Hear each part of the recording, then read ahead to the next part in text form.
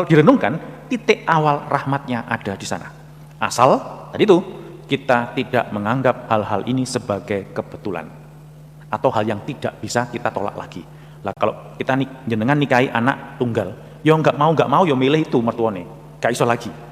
Kalau yang lain kan bisa milih, ya wis lah, sing gak apa-apa lah, ya nggak mau ya itu. Maka coba direnungkan sejenak.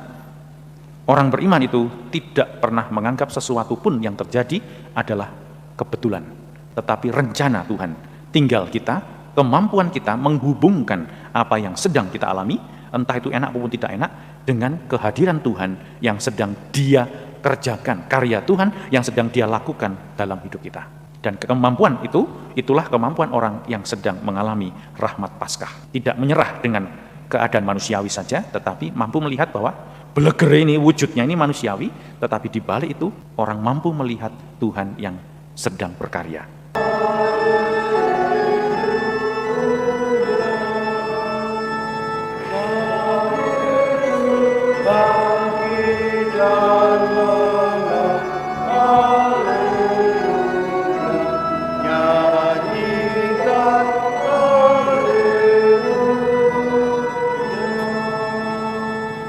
Dalam nama Bapa dan Putra dan Roh Kudus. Amin. Rahmat Tuhan kita Yesus Kristus, cinta kasih Allah dan persekutuan Roh Kudus bersamamu dan bersama rohmu. Para saudara yang terkasih, rupa-rupanya Yesus yang bangkit itu juga bertabrakan, keyakinan akan Yesus yang bangkit itu bertabrakan dengan pengalaman hidup kita setiap hari.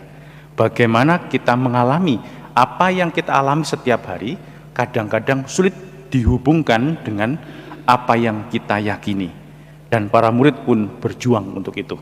Nah, itu mari di awal Ekaristi ini kita hening kembali. Kita renungkan pelan-pelan apa yang sudah kita alami berkaitan dengan apakah aku mampu menghayati harapan yang disediakan Tuhan untuk kita senantiasa setiap hari.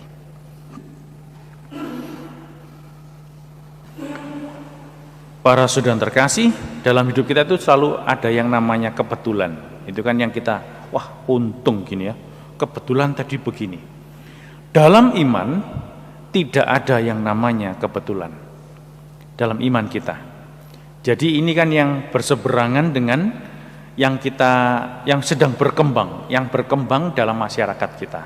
Kita selalu, wah untung ya jadi gini. Bukan untung. Ada penyelenggaraan ilahi di sana. Wah kebetulan tadi aku begini. Waduh, benar itu tadi begitu. Tidak. Tuhan sedang mengerjakan sesuatu. Dan kesadaran itulah yang merupakan kesadaran Paskah sebenarnya. Kesadaran bahwa Yesus bangkit. Jadi tidak ada yang tiba-tiba terjadi lalu menguntungkan kita atau membuat kita celaka, tidak. Selalu ada Tuhan di tengah-tengah itu. Maka kesulitan kita untuk percaya Yesus yang bangkit, Yesus yang mati dan ternyata sekarang hidup. Dan yang paling parah dalam budaya Yahudi ini kan, kalau ini diperdengarkan pada orang Yahudi langsung mengerti ini. Kenapa mereka tidak percaya kepada orang-orang yang memberitahukan itu kepada mereka? Karena para murid ini tidak menganggap orang-orang ini orang-orang penting. Tidak. Jadi kalau mereka itu statusnya perempuan, orang-orang yang di luar 12 rasul, mereka menganggap rendah. Dan kebangkitan itu pertama-tama ditunjukkan kepada para perempuan. Itu kan kita dengar tuh di hari Minggu Paskah itu kan, pagi-pagi benar perempuan-perempuan Maria Magdalena, Maria terus bertiga datang ke kubur. Dan kepada mereka Yesus menampakkan diri. Entah dalam kesedihan macam-macam itu terserah, tapi jelas status hidup mereka itu diangkat sungguh-sungguh. Kebangkitan ini menabrak budaya kita, Yahudi maupun kita. Nah, kalau dari budaya Yahudi, status hidupnya aja udah jelas nih. Kenapa kok mereka yang ditampai dulu, kok enggak kita? Sampai ketiga kalinya kemarin kita dengar Yesus minta ikan goreng itu loh. Betapa lamban hatimu. Itu kan terus yang dikatakan Yesus kepada para muridnya. Tapi kepada Maria dan para perempuan itu tidak mengatakan itu. Dan ini yang kita perlu cermati. Lalu kita bisa merenungkan, iya ya, berarti seluruh pengalaman hidup kita yang terjadi itu terkalkulasi, terhitung oleh Allah. Apapun tidak ada yang tadi itu sengaja, yang tidak sengaja, selalu sengaja. Dan Tuhan mampu menggunakan kesalahan-kesalahan kita sebagai titik awal karya keselamatan. Jadi kalau jenengan tuh lihat simfoni gitu ya, orkestra gitu, kan banyak toh, ada yang pegang violin, ada yang pegang keyboard, ada yang pegang apa ini, tambur atau apa dan semua. Kalau ada satu yang fals, biasanya berhenti semua terus kamu kok fals? Kur itu aja, ada yang fals, noleh semua kan?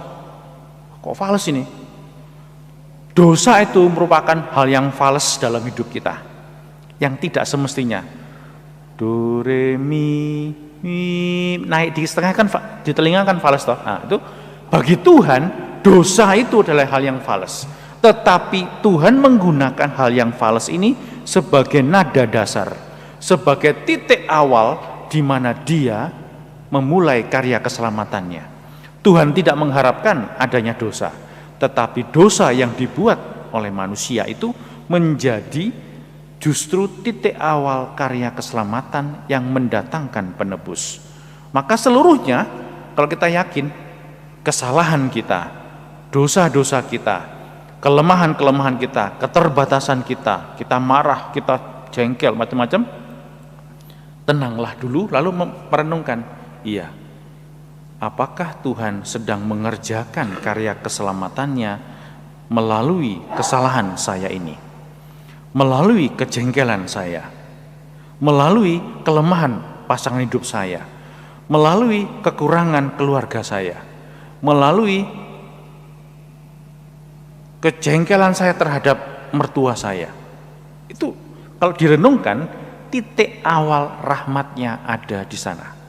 Asal tadi itu kita tidak menganggap hal-hal ini sebagai kebetulan atau hal yang tidak bisa kita tolak lagi. Lah kalau kita jenengan nikahi anak tunggal, ya nggak mau ya milih itu mertuane, gak iso lagi. Kalau yang lain kan bisa milih, ya wis lah, sing iki gak apa-apa lah, ya nggak mau ya itu. Maka coba direnungkan sejenak. Orang beriman itu tidak pernah menganggap sesuatu pun yang terjadi adalah kebetulan, tetapi rencana Tuhan. Tinggal kita, kemampuan kita menghubungkan apa yang sedang kita alami, entah itu enak maupun tidak enak, dengan kehadiran Tuhan yang sedang Dia kerjakan, karya Tuhan yang sedang Dia lakukan dalam hidup kita. Dan kemampuan itu, itulah kemampuan orang yang sedang mengalami rahmat Paskah. Tidak menyerah dengan keadaan manusiawi saja, tetapi mampu melihat bahwa belegere ini, wujudnya ini manusiawi, tetapi di balik itu orang mampu melihat Tuhan yang sedang berkarya. Marilah mewartakan misteri iman kita.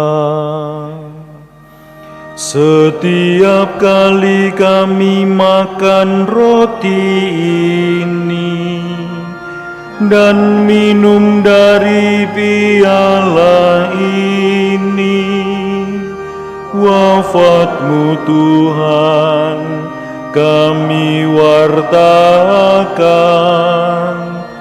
hingga Engkau datang.